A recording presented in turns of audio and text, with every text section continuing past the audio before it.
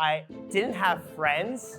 I didn't really have a life. My entire goal was getting into Harvard. And to be clear, I was completely miserable. My sophomore year, I got my first C-, which in our environment and ecosystem, I think that is something that should be celebrated. I was proud of that and also really, really sad.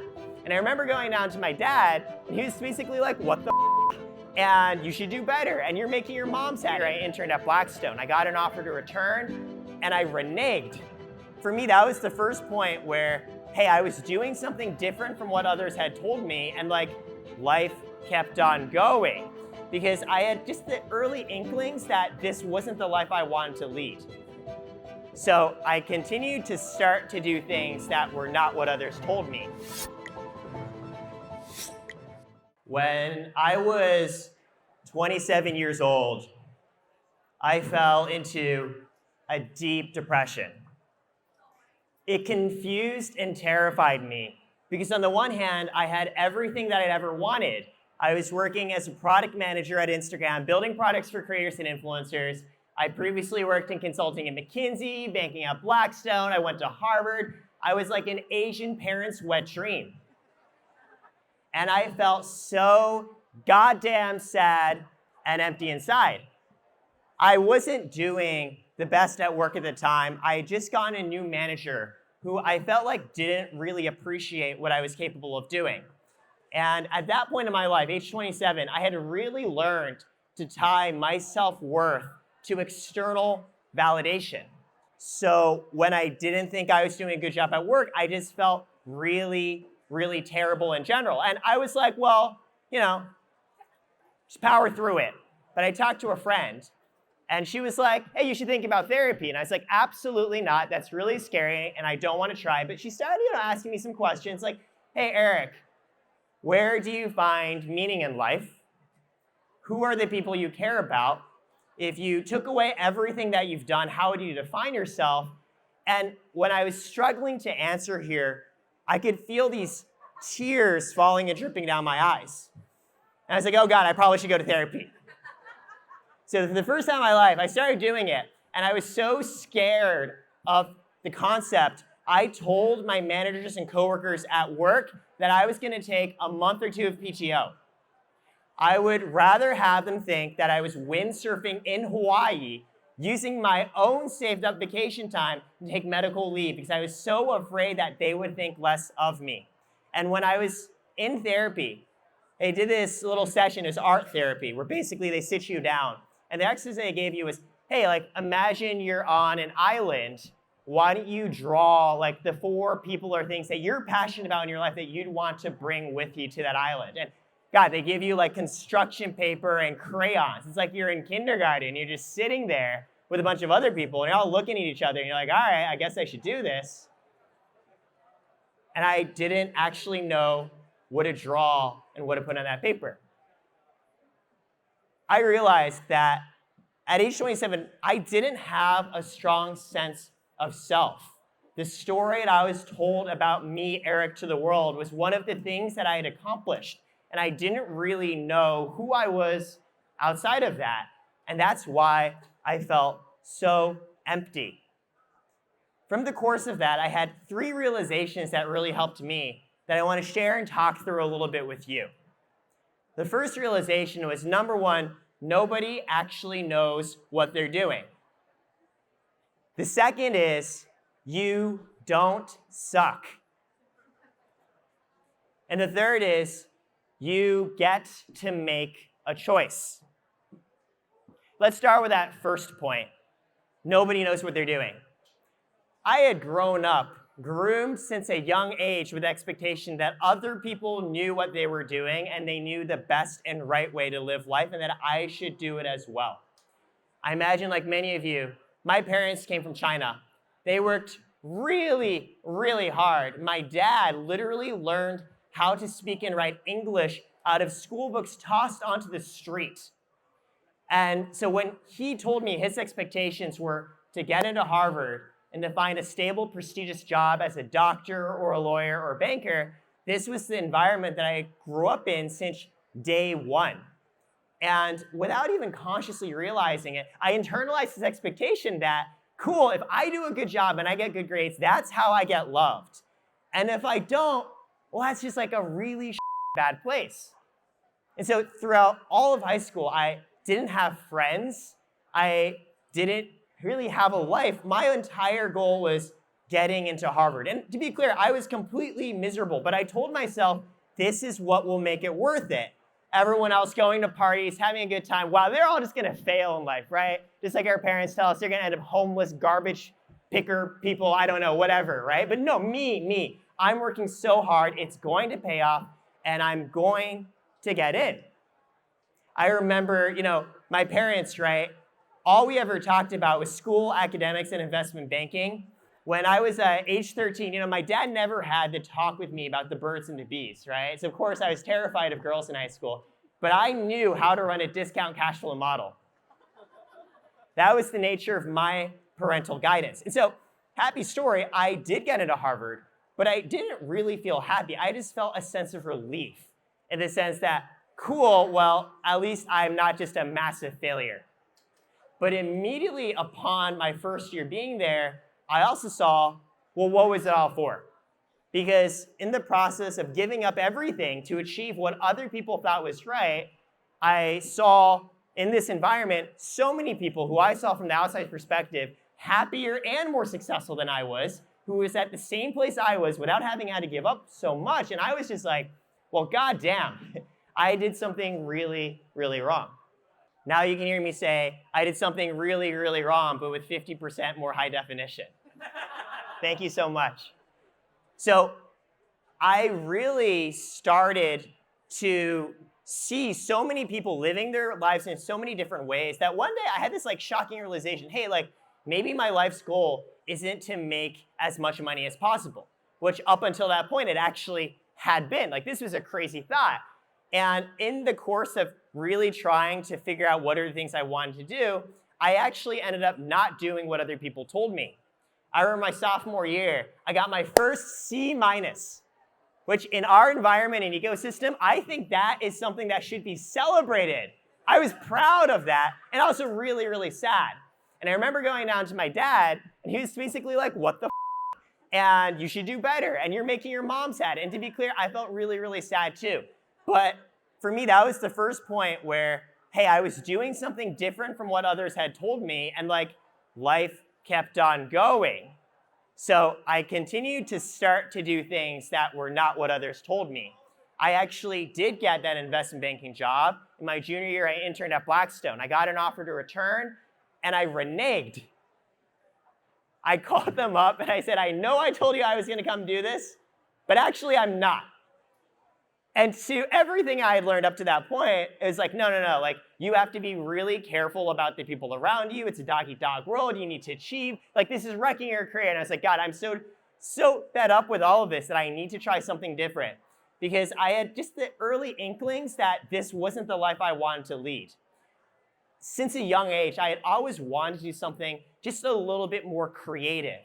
I wanted to express myself. I wanted to speak and act and read and write. And all throughout the course of following what others told me was the right thing to do, I never thought that I got to do that. I ended up channeling those creative impulses into debate, which I guess is the most parentally acceptable version of trying to share a little bit about what you're doing. And instead, I would just read a lot, and I'd construct all these little stories that sometimes I'd write down about me just basically living a better life. In high school, when everyone went out to recess and went out and played, I actually stayed inside and sat by myself and wrote these little fictional narratives about me and a better life. For all you weeps out there, this is now a genre known as isekai. It's actually very, very popular. I want to say I was doing isekai before isekai was a thing. And that, in a way, ultimately led to my second realization. At a certain point, I was like, you know what? I don't want to do what everyone else is doing. Nobody actually knows. And in fact, all the smart people that I look up to, I go talk to them, and I realize the advice they give me is all the advice that they themselves followed or wish they had followed. So if I don't necessarily want to live their lives, I probably shouldn't be listening to what they want to do. Great. So nobody knows what they want to do. Nobody really knows what they're doing. But the second realization was, cool, maybe I don't suck, and I should think about what I want to do. Again, a crazy concept. There's a Yale law professor named Amy Chua. And like a decade ago, she wrote a piece about minorities and why we work so hard. And one of the things she said, she described a triple triad of traits that have led to the model minority myth, right? She said, if you're in a demographic where you have three things that are true, number one, you're self-disciplined and you work really, really hard. Number two, you think you're better than everyone. You look around, you're like, see those people over there, they don't understand how to do it, but I do. And number three, you also think you're worse than everyone. That's what gets you to work real hard. And I read that. I was like, yeah, that's how I feel. Because yeah, I work really hard. I have a lot of discipline. And sometimes I do think I'm better than other people. Yeah, I study, I'm smart, I spend a lot of time thinking about stuff. But sometimes I also feel just like a piece of shit and way worse than other people. And actually, those last 2 points, feeling better than others and feeling worse than others, it's actually symptoms of the same root cause of low self-esteem. And what really helped me break out of that was being like, well, these two things can't both be true. I can't simultaneously be better than people and worse than people. Maybe I'm just people.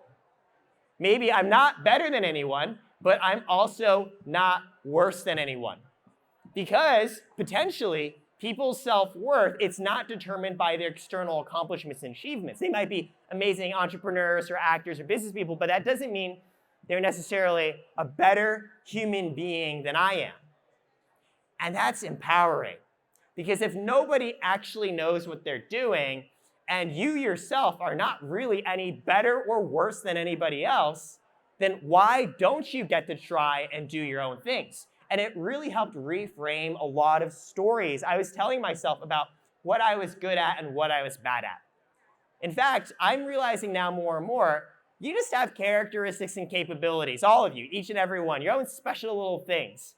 And in some circumstances, they shine, they come off as strengths, they help you. And in others, they really f you up. But it's the same capability, it's just the circumstance is a little bit different. I studied psychology in school, and I always really enjoyed taking personality tests. And you've probably heard, there's like, what Harry Potter house are you? Like, what color are you? Like Myers-Briggs, I'm TAFP.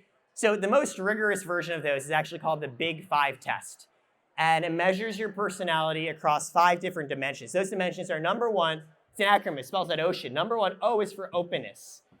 Number 2, C is for conscientiousness, right? How detail-oriented you are and everything. Number 3 is extroversion, E for extroversion. Number 4 is A for agreeableness. And number 5 is N for neuroticism. Every time I took these tests, I always scored really highly on N for neurotic.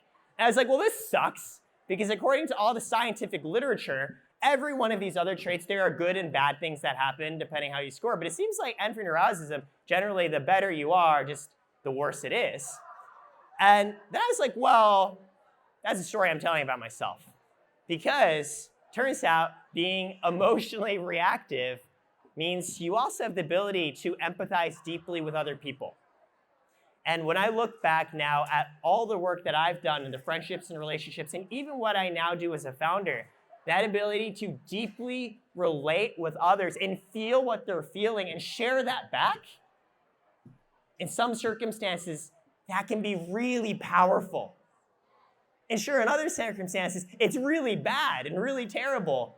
But that was a big realization for me, right? It was all about, okay, hey, I'm not better or worse. And these things that in some cases and ways I think I'm bad at, actually maybe it's just a matter of circumstance. So that's where it leads to my third point, right? If you realize that, hey, nobody knows what they're doing and you don't suck, then finally it's you get to make a choice on what you want to do. On the one hand, that is so empowering to finally have agency and to be able to choose. But on the other, it's actually a bit scarier. Because before, if something went wrong, there would always be a part of myself that would blame others, right? Well, I didn't really want to do this. I was pressured. I was forced into doing this, right? Or it's the thing I had to do. I'm not good enough. I had to go do this to make up for it. And it's like, no. No one knows what they're doing. You don't suck. So now the choices you make are fully your own responsibility. And you get to choose the type of life that you want to live. And so for me, that was thinking through, I want to be the type of person who finds meaning in myself, in the principles and processes that I follow, not in the things that I accomplish. There's a philosopher named Nietzsche. You might know him for The Prince, right? Love and Fear. He actually wrote a very interesting analogy about life. He said that humans go through 3 phases when they are born and when they die. Phase number 1, we're camels. We are beasts of burden with all the expectations of others placed upon us. The second, he said, we're lions and tigers. We're aware of those binds and constraints, and so we try to fight against them. But ironically, by making them such a thing to combat and rebel against, we still place them in an area of, oh gosh, this is important, what other people are telling me to do and trying to get me to do stuff. The third, and what I want to try and live my life, is you're a baby.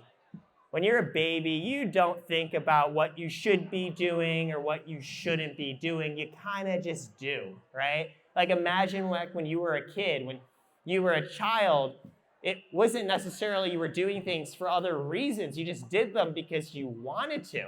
And so I heard that and I'm like, I want to be a baby. I need to start thinking about what are the sorts of principles and virtues. Hey, I want to work out. I want to make new friends. I want to conduct myself in business in a certain particular way. Because doing that, even if the outcomes don't come and everything is shit, I can still feel good about myself and what I'm doing. I've realized that freedom for me actually is really important. But real freedom isn't just, thank you. Actually, this is what I was about to say. Real freedom isn't just other people leaving you alone and not helping you. Real freedom is also you feeling empowered to do what you want to do. Your own internal self-doubt, the own voices in your own head that stop you from what you want. And so for me, having gone through this entire experience at 27, I'm still trying to figure out exactly what I want to do, but I'm really orienting toward what are the values and principles I care about. What are the ways that I can feel free, even internally, choosing the problems and challenges that I want to take on. And yeah, I'm just a person trying my very best. Everybody, thank you so much for making time. I think we're going to open up for Q&A, but I appreciate deeply all of you coming here today. Thank you. Hi, Eric. Hello. Thank you so much for sharing your story. My question is, given your parents' upbringing or your parents wanting you to follow a very traditional path, when you started, reneging from Blackstone and deciding to go down the founder route, how did your relationship with your parents develop? I know that my parents love me and I love them too.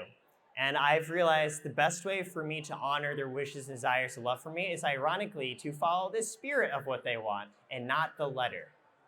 Because trying to follow what they were telling me led to a lot of cognitive dissonance and frustration and anger because they don't actually necessarily know how the world is today.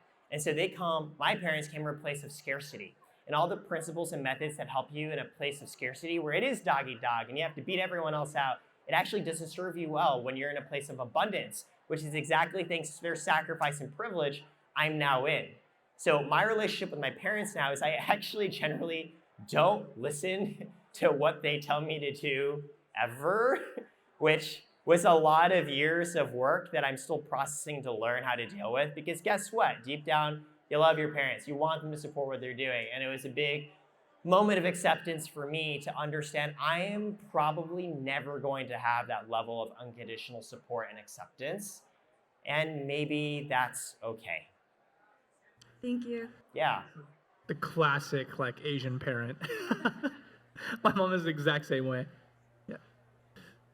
Hey, Eric. What's up? Hey. My question to you is, it sounds like you've reflected a lot over the past couple of years as you've gone through your career, through college. What are some open pending questions that you're thinking about your life, about who you are, that you're still trying to figure out? So a friend of mine messaged me the other day that she was having a quarter-life existential crisis. And I replied back to her, every day is an existential crisis for me. And I think I'll answer that both at a high level and on a tactical level. On a high level, it's deeply internalized within me to care what other people think about me and to find meaning from the things that I do. And the secret ironic trick about when you start to care less about others is you also start to be more successful from an external perspective too. So I did like all of this work.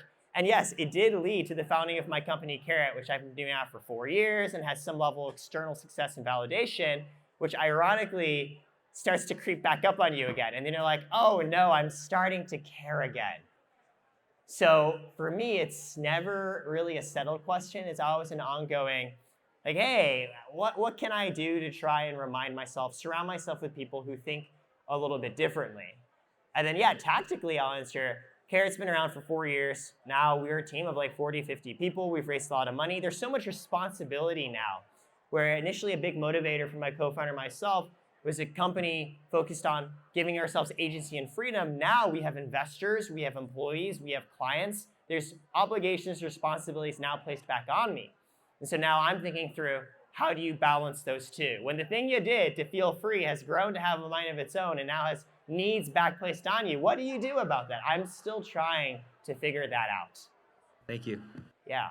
So it sounds like you've really designed your life where you double down on your strengths in your areas where you really shine. What experiences, tools, or any methodologies you've done to be able to really identify that so that you can double down on it? First, that's exactly right. I've mostly given up trying to improve or change the things I'm bad at because it's really hard. I mean, I'm still working at them, right? But more so, I am trying to be better identifying this is my zone of genius, as they call it. The things that I naturally can do better than anybody else without even trying, and I should double down into it.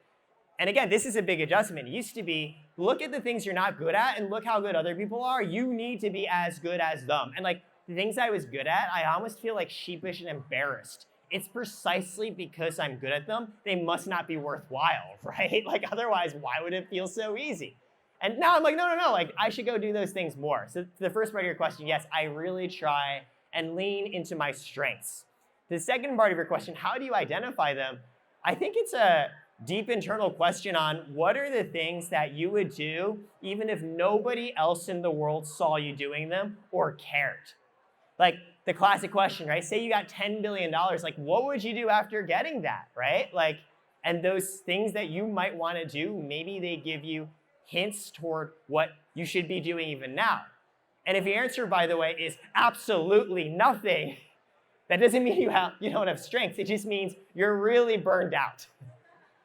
Hi. Hello. Your stories were inspiring for me because you brought up therapy and the process it took you to get into that and how it was very embarrassing, I guess, at that point. Are you, my question is, but are you still in therapy? Do you still consider that an essential part of your growth journey? Or have you switched to a different type of like mentorship, coaching? Just curious if there's like an endpoint to therapy in your opinion as a founder to help you accelerate your growth for the long term. Yeah, great question. The first thing I'd say is everybody's journey is a little bit different. I found therapy very helpful, and I know a lot of people for whom that was not effective, and that's okay. The important thing is try the things that are okay for you, and if other people think it's dumb, well, they're dumb, and who cares? I know, very healthy and mature. Clearly lots of therapy right here. So to your first question, yes, I actually have seen a therapist weekly over the course of 4 years. And funnily enough, when I started Karat with my co-founder, I really pushed and encouraged him to do therapy, which he started to do as well. And we also do co-founder therapy together also. Co-founder therapy is basically couples therapy, but the therapist realized they could make a lot more money charging startup co-founders than they could couples, but it's basically the same thing. So I do both of those. And yeah, actually I started to see an executive coach on a monthly basis too, which feels, my first instincts with, I saw this as so like wasteful and like self-masturbatory and like lame and all the negative words. And then I was like, well, if I'm not feeling good about myself, then like the company's gonna not do well and fail. So I probably should. And I actually do get at something a little bit different from each of them. To your question, I don't know if it's ever gonna end for me. I mean, things might change, but it's a lifelong journey. Is there any more questions? I thought I saw one over there. I have a question. Oh, hi, I'm Sandy. I'm here with Asians in Advertising. My question for you is, you brought up one of your traits was neurotic. I wanted to, hear more about that. Like, what was the recent time you had where you or neurotic? And how did that help you in that situation? Yeah. Wow, really just cut it in deep right there. Really interested in your talk. No, it's a great question. So I think an example where it was helpful and maybe an example where it was not helpful. I think a great case actually could be preparing for this keynote today.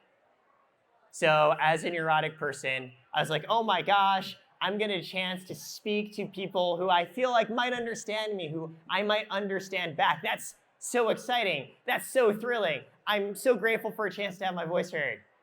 Oh no, like now I don't have an excuse. People are gonna be listening to my voice. Don't screw it up. And so for the lovely Asian Hustle Network organizers who were working with me, they probably were like, why has Eric not sent me any slides? Why has Eric not told me the actual topic of what he's speaking? And why is it 30 minutes before 4 p.m. and Eric is not here? I think those are lovely and great examples how sometimes I get in my head a little bit and it's not so great. But the flip side of that is I know myself well.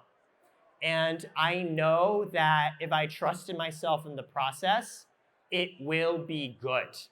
And so it's knowing myself and being like, you know, when it comes to presentations, I'm always going to be that person that's a little bit difficult to work with. But if I find the right people who understand that and trust me in it, I will in turn deliver great output. Because I do deeply care. I genuinely enjoy talking, connecting with all of you. When you do care and you are able to empathize and share, I think people do receive that. And so I think maybe I'm able to be a little bit more real doing it the way I am than if I had tried to force myself into a more standard, typical corporate presentation. So, you know, frankly, a lot of gratitude to my co-founder, where fundraising, we've raised over $30 million. Think about those sorts of pitches and presentations. He's found ways where we work together to make use of our respective strengths versus showing off where it doesn't work out. Hi, Eric, Sky. I have a question.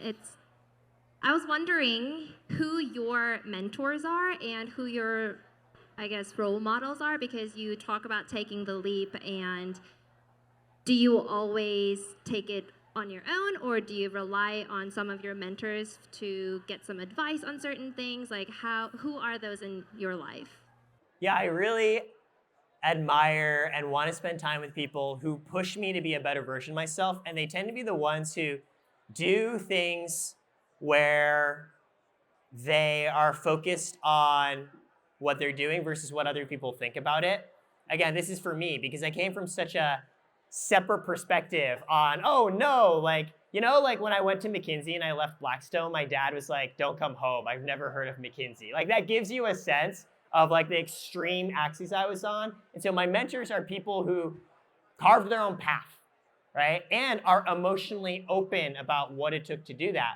One of my mentors who actually helped encourage me to start a company, his name is Misha Esipov. He's co-founder and runs a company called Nova Credit, where just like Karat helps creators with their finances, Nova Credit helps immigrants.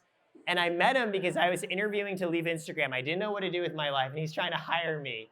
And you know, I ended up doing that, but he ended up became a great personal supporter and eventually angel investor in Karat. And what happened was, when I decided to leave Instagram, I tried a bunch of different jobs. And I got dinner with Misha one day, and he's like, Eric, like, what the f***? He's like, you've always told me you've wanted to do your own thing, you've wanted to create something new, like, why are you just joining another company? And I was like, well, you know, I'm not sure, and like, option value, and it's gonna work. He's like, dude, like, he's like, you can reason your way to every single point of the decisions you need to make in life, but there's gonna be that one little gap, that one little chasm that you are just going to have to go through it. And you need to find the faith to make that one last little leap somehow. Maybe it's yourself, maybe it's your friends, maybe it's your religion, maybe it's your spirituality. Whatever it is, there's gonna be a little bit where you're just never gonna be able to reason out. And coming from a person who came from a very similar background to myself, you worked at all these finance firms and went to Stanford, a very prestigious background, who one day took the plunge. I was like, well, if he did it, then maybe I can. Maybe entrepreneurs aren't all 17-year-olds who dropped out of school and live out of their cars. Maybe they can come from backgrounds like mine as well. Thank you.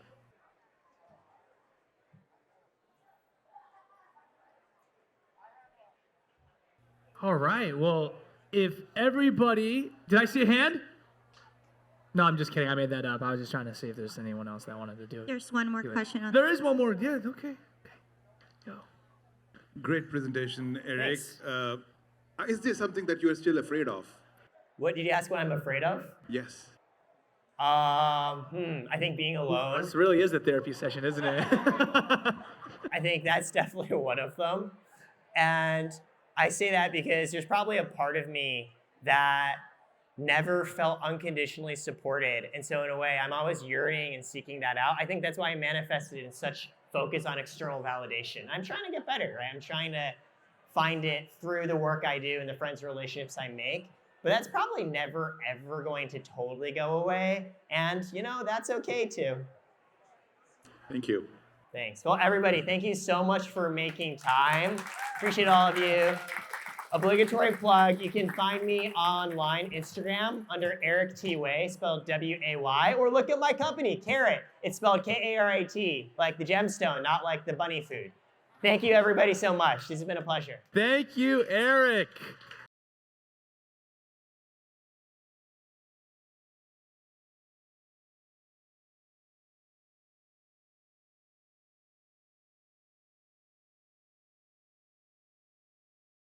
I didn't have friends. I didn't really have a life. My entire goal was getting into Harvard. And to be clear, I was completely miserable. My sophomore year, I got my first C-, which in our environment and ecosystem, I think that is something that should be celebrated. I was proud of that and also really, really sad. And I remember going down to my dad, and he was basically like, what the fuck?